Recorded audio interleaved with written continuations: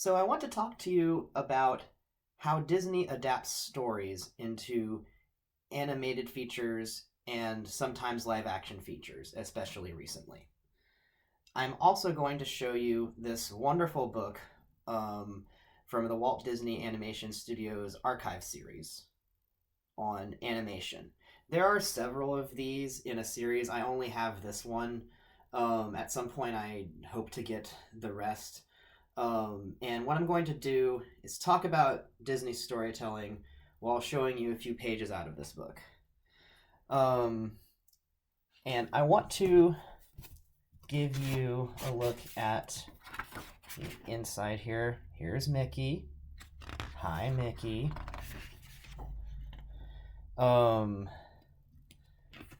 page. Don't worry, I'll show you content soon. It's a bit off to the side, but I want to keep the illustration centered. This book was copyright 2009, so it's about 13 years old. It shouldn't be too hard to find. The one that I have here is a first edition. I don't know how many prints of this there were. So this one specifically focuses on the drawings that become animation.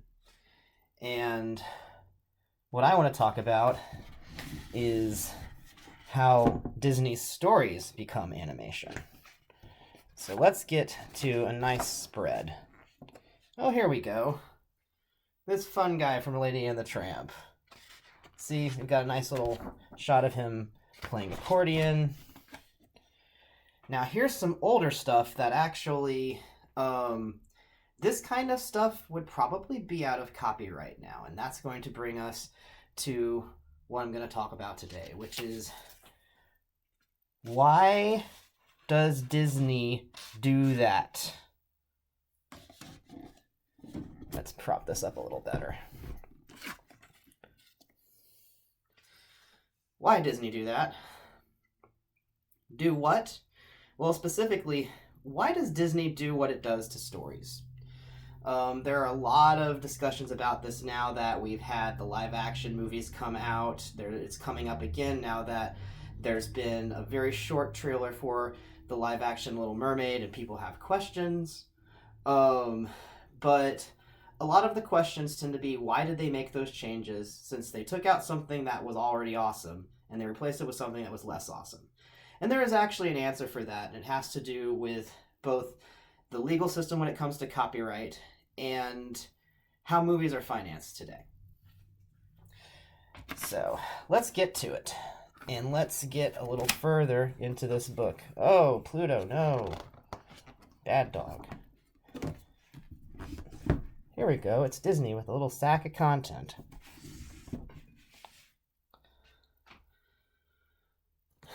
This is actually one of the problems. Snow White itself is going to go out of copyright.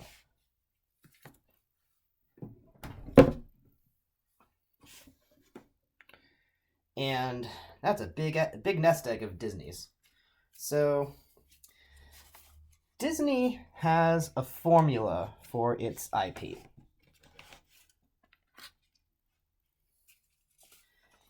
And this is the formula.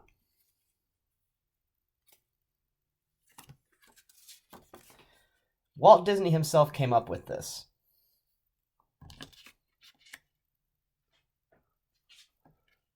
Sorry that this isn't as visible as it could be. I'm still getting the camera angle stuff right. Oh, look, I can just move that. There you go. So, people's memory of a story is more important than the story. This is how Walt Disney himself presented the idea of how to adapt a Disney story. He told his formula to a new writer who was at Disney, basically told the story of how we got the Jungle Book, the animated adaptation, versus Rudyard Kipling's book. And the story is Disney went up to the writer, put the Jungle Book on the writer's desk, just kind of dropped it there like a bass drop, and said, "Hey, you see this? we've got the rights to do this, and we're going to do an adaptation of this. The first thing I want you to do is to not read this book. And I know that sounds like BS, like a really sarcastic kind of let's disrespect the art kind of thing. But the reason why Walt Disney was doing this, and has always done this with his storytelling until he stopped being able to tell stories, um, is because you can't copyright ideas. So what you want to do to convince somebody that you have like the genuine version of the story is that you want to think about what parts of this story always stick in someone's mind. What are the essential parts of this story? Those are going to be the parts that they remember. So what part of the Jungle Book is already in your memory even if you haven't read it? That means what have people been talking to you about when it comes to the Jungle Book? What do people always talk about when it comes to the Jungle Book? What are the conversations that people have about the Jungle Book that you've participated in? Those are all going to form memories about the Jungle Book in your mind before you ever even read the book. And Walt Disney was basically saying, take the collective consciousness idea of this story and adapt that. Don't adapt the text of the story. And this does two things. One, it gives you like a new place to start with these stories. You don't get stuck in the same patterns that everyone else has done before. So you create something new and different that really can catch attention and can be like artistically very impressive and enriching. Two, you can copyright it. You can copyright it because it's yours. As soon as you make a new version that is yours, that has your content, and you didn't take anything from the previous thing that someone could say, well, that part is in public domain, so you don't own that all the way. If you just take the idea, which can't be copyrighted, and then you transmute that into actual intellectual property, such as actual content, then it's the perfect crime. So they purposefully avoided ever actually using the content of the original so that they wouldn't have their property, trademarks, etc. diluted, but also to have stories that were immediately compelling to people mentally and psychologically. Now, there's a problem with this. This strategy completely depends on strong storytelling ability. And that's why Walt Disney came up with it. Like, Walt Disney was a really good storyteller. So he planned on being with his company for a longer time than he ended up being. He died earlier than he should have from lung cancer from smoking a hell of a lot. It's pretty tragic actually. I think that Robin Hood the animation might have come out posthumously actually, and the reason why it was full of such reused stuff in it, like stuff copied from previous animations referenced directly, is because they didn't have Walt around to lead the production all of the way. Walt was a huge creative talent, and he was a huge storyteller. In fact, one of the biggest complaints that you can make about Walt Disney is that when it comes to stuff like documentaries on lemmings, he wants to tell you the story that everybody thinks about, the fact that lemmings fly off of cliffs because they panic in a herd, is completely BS. And Disney did a documentary about it under Walt Disney's watch. Because the story of the lemmings falling off the cliff is more compelling than the reality that lemmings don't ever actually do that. So the storytelling can be a strength and it can be a weakness because it's all dependent on talent. The biggest successes in the classic and golden eras of Walt Disney's animation and movies were all talent-based. One of the talents was Walt Disney himself. Another of the talents would be the animation studio that produced his animation.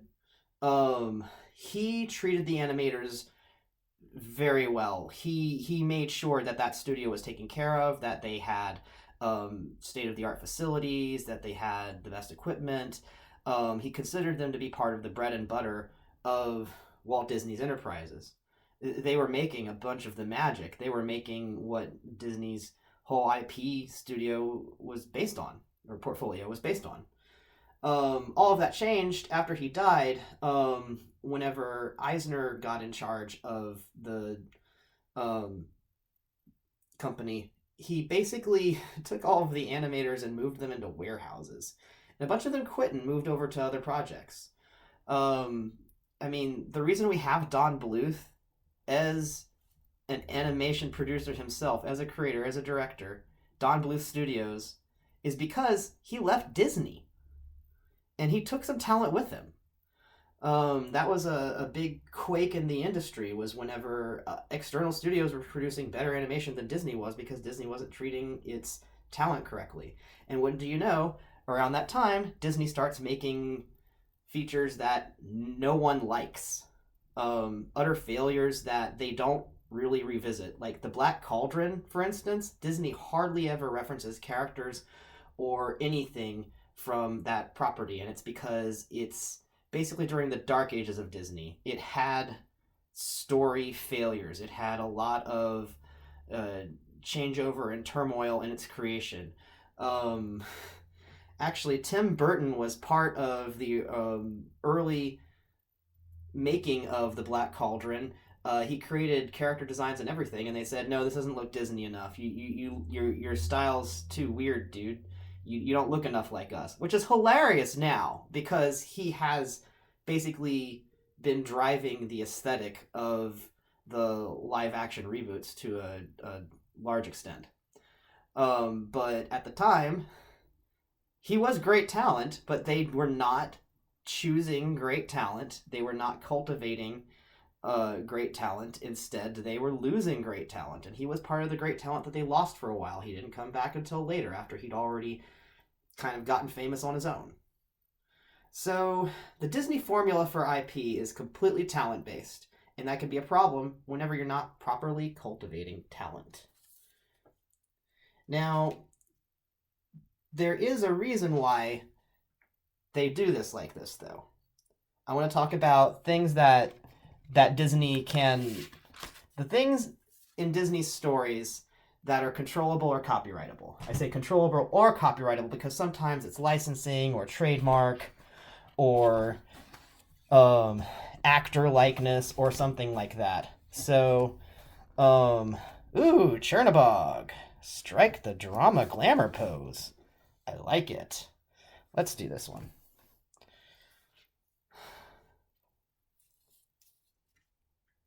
So, things you can copyright or control the use of. First off, character or actor likeness and design. For instance, Chernabog here, this particular specific rendition of Chernabog, the mythological figure, is copyrightable, trademarkable, etc. It's licensable. This is considered property that Disney can control. Now, if there were some like early 1900s illustration of Chernabog that was from some Slavic folklore tale illustration, that is likely in public domain by now, and also Disney doesn't get to control that unless they either, if it's not in public domain, they have to directly license it from the artist.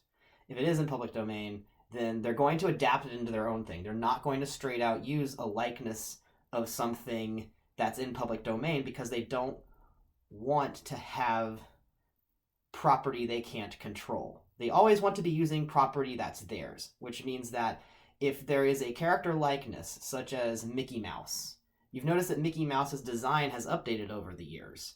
And that's because, one, they want to keep him current, but two, at some point, Steamboat Willie is going to be in public domain if it isn't already. And that likeness of Mickey Mouse, that specific design of Mickey Mouse, and all of the specific designs of the other characters in there, the melody of the song, everything in that feature, that's property. That's going to be public domain. You and me will own it just as much as Disney does, which means Disney's going to stop using it. They can only use stuff that they control because they want to be selling merchandise that nobody else can rip off. They want to be able to send out copyright knocks and DMCA complaints. You can't do a DMCA complaint about property that you don't own.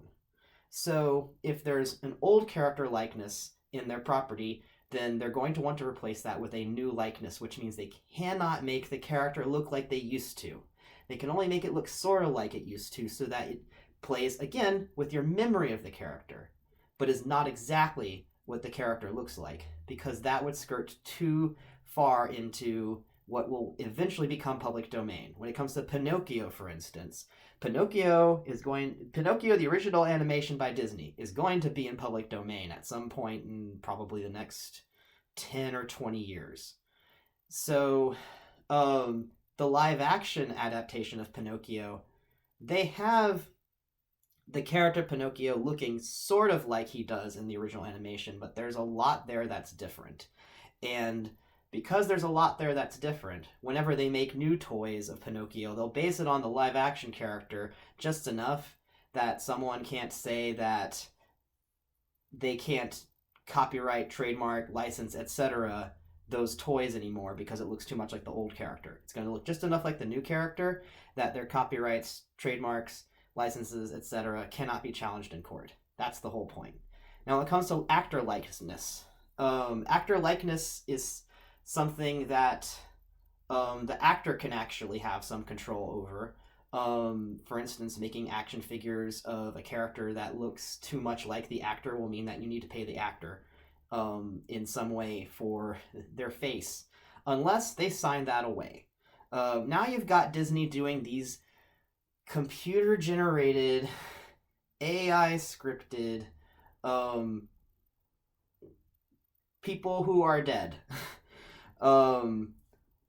We've got Admiral Tarkin in Star Wars. He's now entirely CG generated. They have remade a dead actor, and he's walking around, and they've generated voice to sound like him too, and he looks really weird, uncanny valley. Like, it's strange for me to watch the new Star Wars movies and watch this. Rogue One is actually the one where he's in it. It's really weird to watch this computer generated character walk around. James Earl Jones, he has signed over his voice, which is part of his likeness, to Disney, so that Disney can now use AI to generate a James Earl Jones like voice for Darth Vader in perpetuity, because James Earl Jones doesn't want to do the work anymore. He's retiring. And so this is a place where you're seeing Disney start to get control over actor likeness, either their face, their features, the way that they move, or for instance, their physical performance, or their voice itself and how they speak. Both of these are all controllable property. And you're seeing Disney experiment a lot in the last decade or so, especially with how far can we go with a dead actor. And I don't want to be crass or anything, but it was really weird seeing what they did with Carrie Fisher. So, that's one thing that you can control the use of. Another thing you control the use of is a specific version of a story. Pop that over there.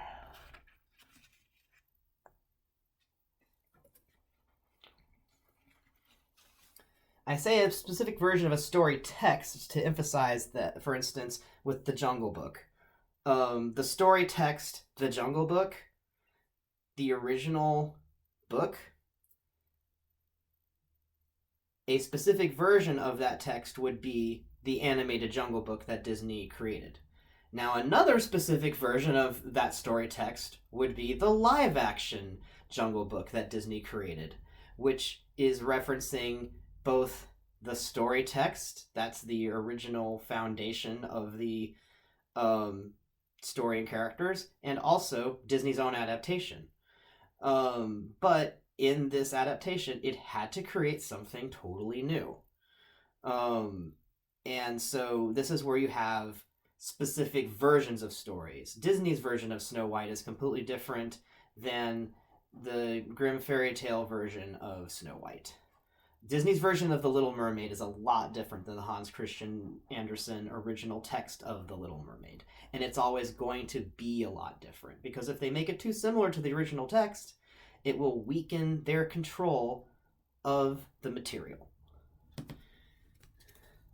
Other things that you can copyright or control the use of: the script or lyrics to a performance. Why aren't they saying it? Why aren't they just doing it the same? Why aren't they just reusing the script that they had before? Because that script will eventually go out of copyright, so they need to do it new now. Same with the lyrics to the songs. People are really missing the original songs in Pinocchio and Dumbo. They're just not there. There's like a little kind of version of Baby Mine in Dumbo, but otherwise, like the music's just not really there, and that's because Dumbo's a very early animation, and that music, the lyrics to it, it's gonna go out of copyright, and Disney doesn't want that. It doesn't want any challenge to its um, CD of tracks for its soundtrack. Like it doesn't want any kind of contest, anyone that could contest its rights to its MP3s, its digital versions of the soundtrack. It wants this material that it gets to resell, and only it gets to resell. It's not just having material that you can sell as a story. It is having material that only you can sell as a story. Only Disney can do this. Only Disney can have this. Disney's power is through control more than anything, because it can usually sue competitors off the stage if the competitors are too much like Disney stuff. So it's very easy to become and stay a market player like that. Now, the melody of a song, also copyrightable and controllable, which is why we don't get those songs the way that they should be. They don't sound very great. They sound sort of different. They are portrayed strangely, and that's because the more different it is, the more that you can control it. And if it's a very old version, they're basically proactively trying to avoid making a work that's too similar to their work that's going to go out of copyright, because then both works might have copyright contests. So, I've been talking about things that go out of copyright eventually, and I want to give you some examples. Oh, look, it's Dumbo. This is a thing that's going to go out of copyright eventually. Oh, this one's fun. There's some fold-out pages that are really amazing in this whole book. It's got like a lot of spreads and stuff. I like really love this book. I think it's full of what made Disney great and what Disney needs to focus on more. So, things go out of copyright eventually. It happens. I've talked a bit about Mickey Mouse and Snow White. These are the ones that are in the biggest danger for Disney. They're not going to be able to reference black and white classic Mickey Mouse at a certain point, because he's going to be in public domain. Same with the original Snow White, the original look of Snow White, the specific versions of those characters. Those are going to go into public domain, and anyone will be able to use them. So Disney's been kind of like cashing in on Snow White while it can. It's made a lot of variant material, like I think it was like Snow White and the Huntsman or something like that. I think that might also be Disney's. But it's like, it's going to have to take advantage of Snow White's material as long as it can, because that's going to go out of copyright. I'm kind of surprised that they haven't done like a I do not remember them doing an actual live action version of. Oh, that's right. They're planning a live action version of Snow White. That's on the list to come. Yeah, they need to do that soon. No matter how controversial it gets, they want to protect their IP by creating new IP. So that's why you're seeing a lot of these stories come out. Like, why would anybody need a new version of Dumbo right now? Why would anybody need a new version of Snow White right now? It's because they don't want theirs to get too old that it expires. Something that's already gone out of copyright, hilariously, is Winnie the Pooh, specifically the original 100 Acre Woods stories of Winnie the Pooh before Rabbit comes along. The original design of Winnie the Pooh from those books, not Disney's adaptation of it, the original Winnie the Pooh, it is now in public domain. And a lot of people were actually discussing, like, well, what could you really do with that material to make it into something that Disney couldn't, that Disney didn't do? And the first thing that someone did was make a horror movie. It's coming out sometime this season, this Halloween spooky season. Blood and Honey will come out. And the way that Blood and Honey does it is that they use a rubber mask that looks like a yellowish orange bear face that's kind of cartoonish but largely realistic and horrifying. Looks kind of like Five Nights at Freddy's, but is sort of its own thing. And then the guy is wearing like a big red plaid shirt and jeans, and he's got like an axe. It's just a guy with a rubber mask on, and that is a valid adaptation of a public domain work, and it is a very good example of how to capitalize on public domain work. And it's going to be very interesting to see what Disney does in the Winnie the Pooh space now that other people can play in that space, and Disney can't do anything about it to a large extent. Now, something that actually happened during my childhood for just a little bit, you can still find videotapes of these Looney Tunes from an early period. Were briefly in public domain, but then got scooted back into copyright. For a little bit, public domain, the cutoff for when public domain happened to material used to be a lot earlier. And then Disney was afraid it was going to lose the rights to Mickey Mouse sometime in around the 70s or 80s, and actually managed to pursue in court their case, to where new copyright legislation went in effect, and Disney got to keep their property for, I think, 75 years after the death of the author. So that's a long time, but it's coming up on the early stuff, and it used to be a lot different. It used to be a lot more ambiguous, and so Looney Tunes from an early period went out of copyright for a little bit before they remade the copyright laws, and different companies than Warner Brothers put out VHSs of these Looney Tunes and were able to sell them in stores, and it was totally legal. And you can still find them out there.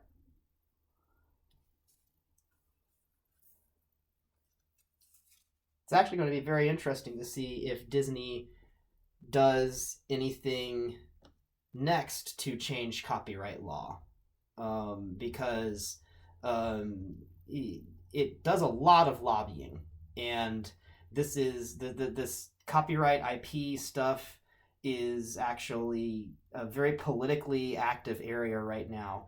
This is why the Trans-Pacific Partnership was such a big deal, and still is. It hasn't been passed, and this was going to be something that actually brought international copyright law into more,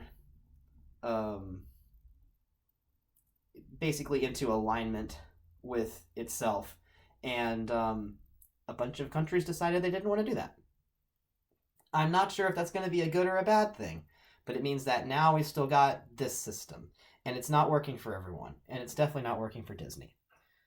So Disney needs IP to base its content on, and I want to talk about that next. Obviously, here, let's just stay on Goofy. I can't not.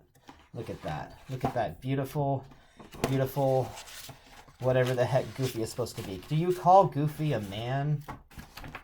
Because I think he's more than a man. So Disney needs IP to base its properties on. Where does it get that IP from? So, for instance, I've talked about this already. Public domain content has to be adapted into copyrightable content. Copyrightable IP, intellectual property. So this is where we come into the live action movies and why they are there. I believe the live action movies are simply a temporary mechanism put in by Disney until they get copyright law into formation that works better for them. Until then, they need to create these movies so that they can take the public domain, or soon to be public domain, content of their original features and adapt it into something that is newly copyrightable. Everyone's got new designs. They put new outfits on everyone. I know, it's annoying. I hate it too. Um, Sometimes I think that what they do looks kind of good, but I always think, if they would have just done like a live action version of the original dress instead of doing this weird spin on it. But they don't want to do that. Because if they do that, it might not be copyrightable. Um, so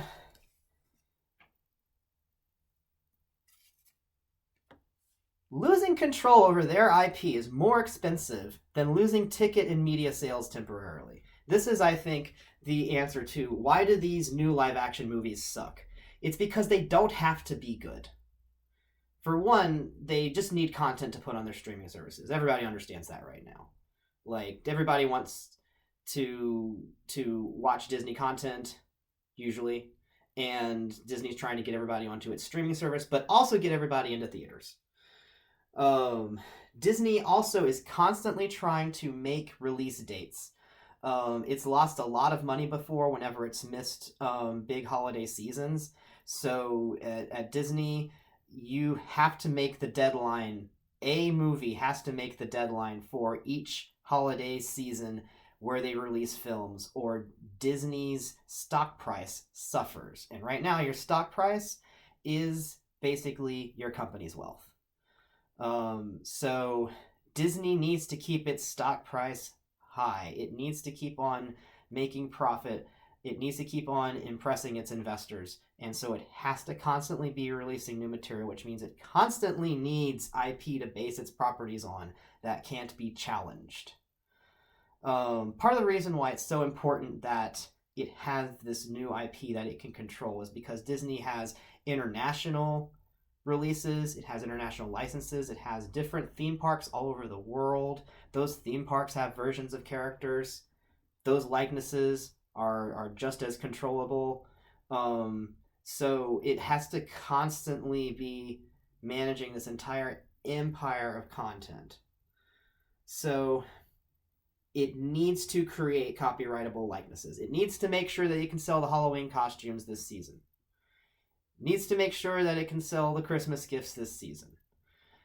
That is the baseline need. Actually making good movies that get awards is completely secondary to the entire affair. So I believe that Disney will replace the new live action movies with updated content once it's got what it needs to do that. And what does it need to do that? Well, here's the thing. I said that Disney needs content, but I also said that Disney has a formula for content, a formula for telling stories. And this formula has worked for a really long time. That's because usually when it's succeeding, Disney's empire searches for and creates talent. The reason why the original Alice in Wonderland animated movie is so good and memorable is entirely due to the animation staff. The story is terrible. There's hardly any songs that anyone can remember. But the look of the characters, the visuals, and the movement, the feeling of the world, all of that stuff that's produced by the animators themselves is amazing and wonderful. And so Alice in Wonderland, like, Walt Disney didn't even want to talk about Alice in Wonderland after it came out and had such a bad time at the box office and a bad critical reception. But it's still successful as IP because they had a really good animation studio at the time.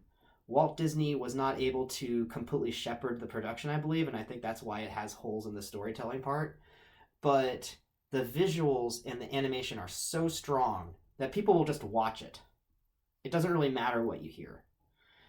That's because of the animation talent, and it's only because of the animation talent. When will Disney replace the live action features with something that's actually good? When Disney finds the talent. Usually Disney's empire is entirely designed to search for this talent and to cultivate it. When it loses sight of that aim, or when it fails in that goal, is whenever you start seeing its material slip. For instance, you remember the Mouseketeers? The Mouseketeers were a talent farm. Alanis Morissette came out of the Mouseketeers. There are a lot of famous people who were originally Mouseketeers. That was Disney finding young people who were talented and discovering them before they broke out and becoming the talent mine, the talent farm that talent came out of. If Disney doesn't keep up its talent farm, then you don't have it getting this good talent to itself. I think that when it comes to animation, the animation industry is experiencing a crisis because the animation industry does not take care of its talent. The animation industry is constantly trying to cut costs. And so really good work only comes out of studios who are still protecting their talent, who are still supporting their talent. Otherwise, the talent goes and finds somewhere else to make money or work. Or sometimes the talent finds a different industry to be in. At this point, you can make more money doing a podcast than drawing characters a lot of times. You can make more money on YouTube drawing characters live than you could doing it animating for Disney, most likely. And right now, it's important to have a livelihood. So the Disney Empire has to attract new talent to itself to create new good content. How will it do that? I am not sure. The entire content creation and talent landscape has changed since Disney started this.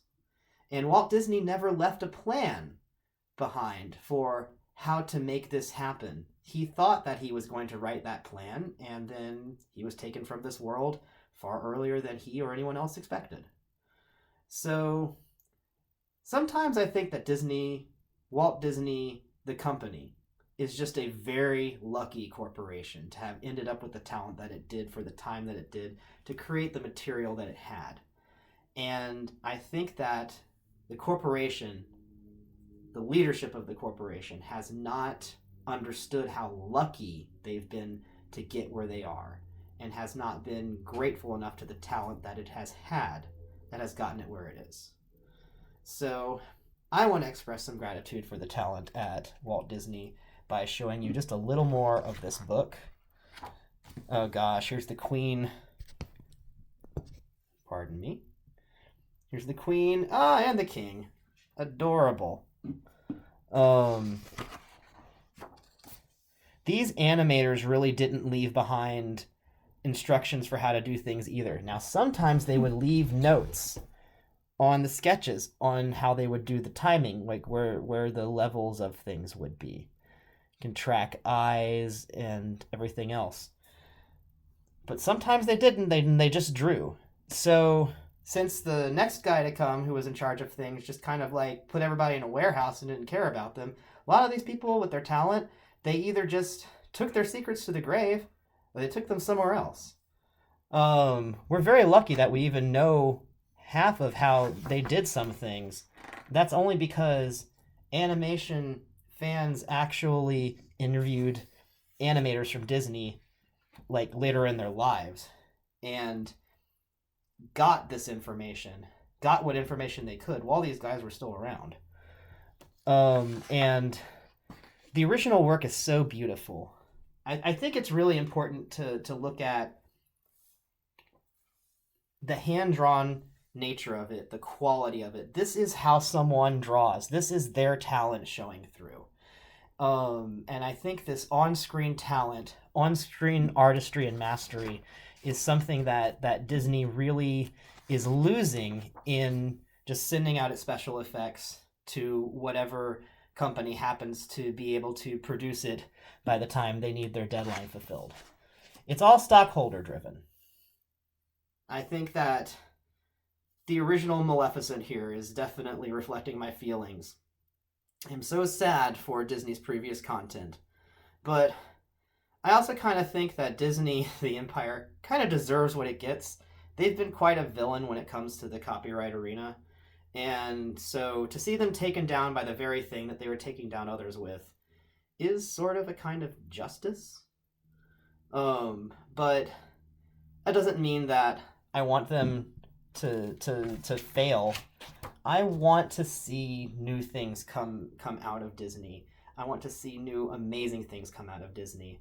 Um, and I think that they're capable of much more than they've brought to the world. And they've brought some amazing things to the world in the last like 10, 15 years. But they could be doing so much more if they were willing to let art come up front. So that's the art of animation from Disney. That's my take on their live action and what could make it better. If you liked this, please give it a thumbs up. Please subscribe if you want to see more of my book collection and more of my takes on the storytelling industry. And see you later.